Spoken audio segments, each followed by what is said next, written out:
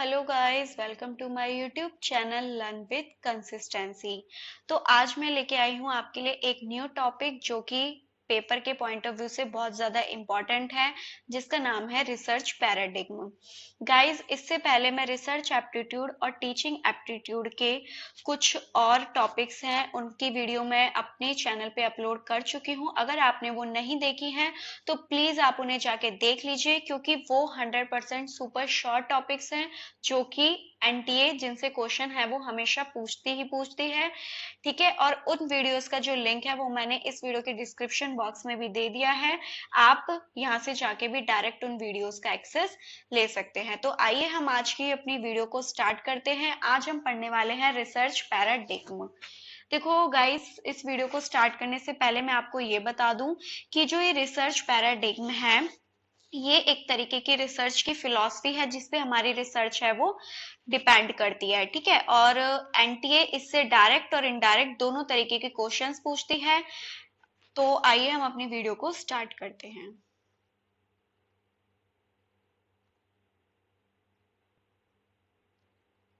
What is research paradigm? Research paradigm होता क्या है? देखो मैंने आपको बताया कि जो रिसर्च पैराडिग्म है कि ये फिलोसफिकल फ्रेमवर्क है जिसपे हमारी रिसर्च क्या है, डिपेंड करती है। ठीक है, जब भी हम रिसर्च स्टार्ट करते हैं तो उससे पहले हम एक फिलोसफी अपनाते हैं जिसपे उसके बाद ही हम कोई रिसर्च करते हैं। ठीक है, तो रिसर्च पैराडिग्म में क्या बोला है कि it is a pattern of belief and understanding. मतलब ये एक बिलीफ सिस्टम है जिससे हम अपनी थ्योरीज और प्रैक्टिसेस को क्या करेंगे, ऑपरेट करेंगे।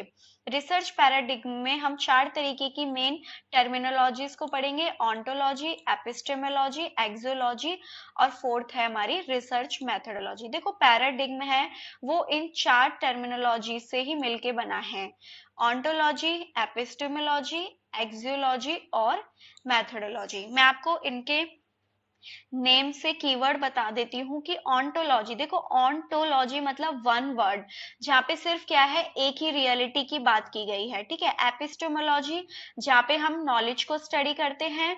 मैथडोलॉजी होती है कि उस नॉलेज को एक्वायर करने के लिए हम किस प्रोसीजर को है फॉलो कर रहे हैं। एक्सियोलॉजी का मतलब होता है कि हमारी फंडामेंटल वैल्यूज क्या हैं। ठीक है, आइए हम इनको एक एक करके पढ़ते हैं। देखो, सबसे पहले ऑन्टोलॉजी। ऑन्टोलॉजी किस चीज के बारे में बात करता है? रियलिटी के बारे में। आपको ऑन्टोलॉजी का एक कीवर्ड याद करना है, रियलिटी। ठीक है, कि जब भी हम रिसर्च करते हैं तो उसमें कितनी रियलिटी एग्जिस्ट कर रही है, क्या उसमें सिंगल रियलिटी है या मल्टीपल रियलिटी है। देखो, जैसे इसमें एक एग्जांपल दे रखा है कि डज गॉड एग्जिस्ट, क्या भगवान सच में है? तो देखो, इसके दो ही पॉसिबल आंसर हैं, या तो यस या नो। या तो भगवान एग्जिस्ट करते हैं या फिर भगवान एग्जिस्ट नहीं करते। ठीक है, तो मतलब ये रियलिटी ओरिजिन की बात करता है। दूसरा आ जाता है एपिस्टेमोलॉजी। एपिस्टेमोलॉजी मैंने आपको बताया जहाँ पे हम नॉलेज की स्टडी करते हैं कि हम उस रियलिटी को कैसे जान सकते हैं, है ना। हमने पूछा, हमने हमारे माइंड में क्वेश्चन है कि क्या भगवान एग्जिस्ट करते हैं या नहीं करते, तो हम उस रियलिटी तक कैसे पहुंचेंगे, किस तरीके से हम उस रियलिटी को जान सकते हैं। देखो, एपिस्टेमोलॉजी में कुछ चीजें होती हैं: वैलिडिटी, पैरामीटर्स, मेथड्स, कि हम उस नॉलेज को कैसे एक्वायर करेंगे, किन टूल्स का यूज करके। इसमें एक एग्जांपल दे रखा है कि how is it possible to know the whether God exist और नॉट। हम ये कैसे जानेंगे कि गॉड एग्जिस्ट करते हैं या नहीं करते। ओके, नेक्स्ट हमारे पास आ जाता है रिसर्च मैथडोलॉजी। डियर स्टूडेंट, देखो मैथडोलॉजी, एक तो होता है मैथडोलॉजी और एक होता है मैथड्स। दोनों में डिफरेंस होता है। मैथड्स कि एक पर्टिकुलर टूल, एक पर्टिकुलर टेक्निक जो हम अपनी रिसर्च में यूज करने वाले हैं। लेकिन मैथडोलॉजी होती है कि उस टूल को हमें यूज कैसे करना है, उसको अप्लाई कैसे करना है। ठीक है, ये बेसिकली प्रोसीजर के बारे में बात करता है कि हमने पूछा, हमारे माइंड में क्वेश्चन है कि ये रियलिटी है या नहीं है, तो अब हम उस रियलिटी को कैसे डिस्कवर करेंगे, कैसे हम उस रियलिटी तक पहुंचेंगे, क्या प्रोसीजर हम फॉलो करेंगे। ठीक है, तो ये बात करता है कि डाटा कलेक्शन और डाटा एनालिसिस के टूल्स की बात करता है। अब आ जाता है एक्सियोलॉजी। देखो, एक्सियोलॉजी मैंने एक्सियोलॉजी में मैंने आपको बताया था जो फंडामेंटल वैल्यूज की बात करता है, इसमें हम जनरल टू स्पेसिफिक जाते हैं। मतलब ये एक डिडक्टिव अप्रोच है जहाँ पे हम कोई जनरल हमारे पास स्टेटमेंट है उससे हम स्पेसिफिक स्टेटमेंट पे जा रहे हैं। ठीक है, तो एक्सियोलॉजी किस चीज के बारे में बात करता है? वैल्यूज के बारे में बात करता है। Good and bad, moral and immoral, ये हमारी कुछ फंडामेंटल वैल्यूज होती हैं। ठीक है, ये कहता है कि एक्चुअली लाइफ का मीनिंग क्या है, हम क्यों जी रहे हैं, उसके पीछे का रीजन क्या है, हमारी वैल्यूज क्या हैं। ठीक है, तो एक्सियोलॉजी भी क्या है, एक तरीके की फिलॉसफी की ब्रांच है जो वैल्यूज के बारे में बताती है। आगे बात समझ में देखो, ये ऑन्टोलॉजी, एपिस्टेमोलॉजी, रिसर्च मेथोडोलॉजी और एक्सियोलॉजी, गाइस ये बहुत ज्यादा इंपॉर्टेंट टर्मिनोलॉजीज हैं, इससे क्वेश्चन हमेशा आता है। ठीक है, तो आपको ये पढ़ के जाना है। देखो, ऑन्टोलॉजी, एक्सियोलॉजी, ये तीन तरीके की जो हमने फिलॉसफी पढ़ी है, ये है हमारी रिसर्च फिलॉसफी। और जब रिसर्च फिलॉसफी को हम रिसर्च मैथोडोलॉजी के साथ कंबाइंड कर देते हैं तो वो हमारा क्या बन जाता है? Research paradigm. कि रिसर्च फिलॉसफी हमने पढ़ ली, ऑन्टोलॉजी, एपिस्टेमोलॉजी, एक्सियोलॉजी, और प्लस में रिसर्च मैथोडोलॉजी क्या बना देता है? Research paradigm. आइए अब हम कुछ टाइप के रिसर्च पैराडिग्म को पढ़ते हैं। सबसे पहले होता है पॉजिटिज्म। क्या है पॉजिटिज्म? देखो, पॉजिटिज्म क्या बोलता है कि किस चीज पे बिलीव करता है कि रियलिटी है वो सिर्फ एक है। क्या है? रियलिटी सिंगल है जिसे हम मेजर और अंडरस्टैंड कर सकते हैं। ठीक है, देखो रियलिटी सिंगल है तो इसका मतलब इसमें क्वांटिटेटिव मेथड्स यूज किए जाते हैं। और जो पॉजिटिव होती है, मतलब पॉजिटिव अप्रोच है, इसमें हाइपोथेसिस का बहुत बड़ा रोल होता है। देखो रियलिटी सिंगल है तो हमें उस रियलिटी तक पहुंचने के लिए हम हाइपोथेसिस बनाएंगे जो हमारी प्रूव भी हो सकती है और डिसप्रूव भी हो सकती है। ठीक है, तो पॉजिटिविज्म में क्या होता है कि हम ये देखते हैं कि दो वेरिएबल्स के बीच का रिलेशनशिप एग्जिस्ट करता है या नहीं करता, ये नहीं देखते कि उसके पीछे का रीजन क्या है।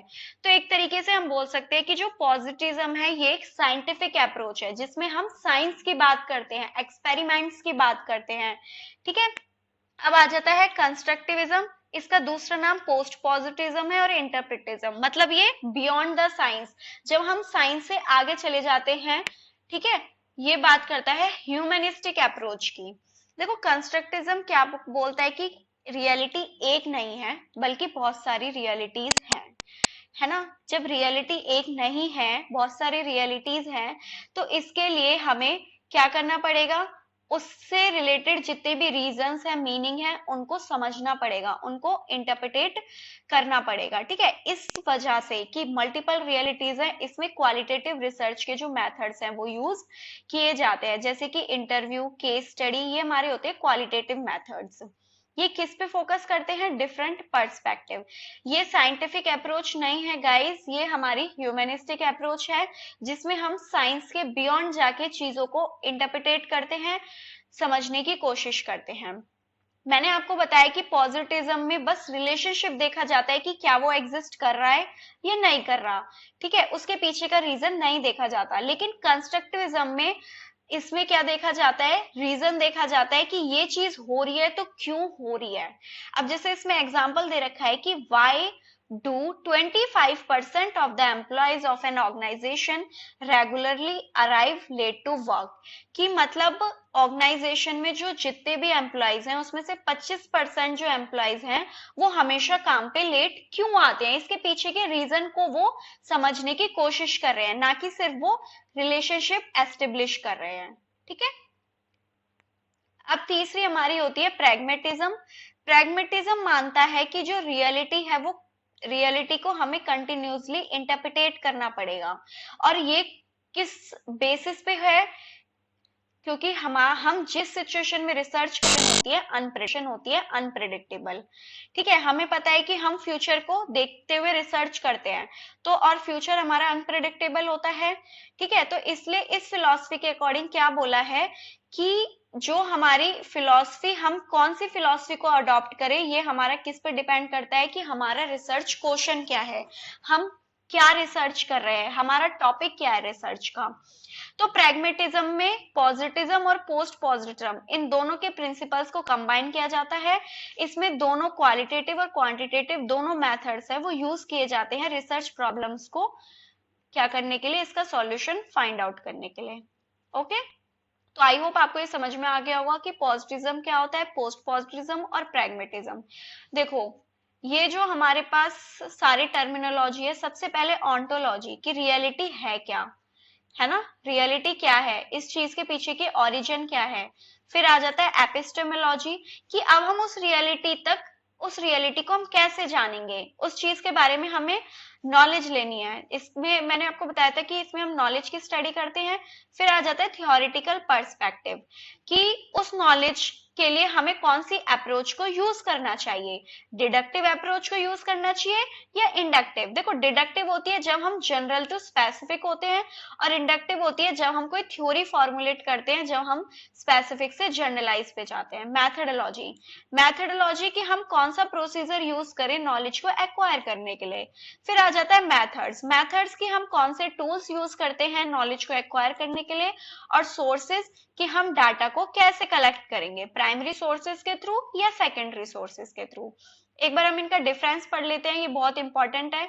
मैंने आपको बताया कि पॉजिटिज्म होती है ये साइंटिफिक अप्रोच है, ये ह्यूमनिस्टिक अप्रोच है। ये डिडक्टिव इन नेचर होती है, मतलब यहाँ पे जनरल टू स्पेसिफिक जाते हैं, और ये इंडक्टिव होते हैं, यहाँ पे स्पेसिफिक टू जनरल जाया जाता है। ये ऑब्जेक्टिविटी पे बेस्ड करती है और ये सब्जेक्टिविटी पे, ठीक है। इसमें जो सैम्पलिंग मेथड यूज किए जाते हैं वो प्रोबेबिलिटी वाले होते हैं, और इसमें non probability sampling method use किए जाते हैं। पॉजिटिज्म देखो साइंटिफिक अप्रोच है तो ये फिक्स्ड नेचर की है, ठीक है। एक बार हमने कोई वेरिएबल चूज कर लिए तो उसे हम बार बार चेंज नहीं करेंगे। लेकिन पोस्ट पॉजिटिज्म होती है हमारी फ्लेक्सिबल नेचर की होती है। इसमें जो है वो है कंक्लूसिव कि मतलब जो रिजल्ट निकलेगा वो कंक्लूसिव होगा, है ना। लेकिन इसमें एक्सप्लोर, यहाँ पे अब हम हर चीज को एक्सप्लोर करेंगे, वेरिएबल्स के पीछे के रीजन को जानने की कोशिश करेंगे।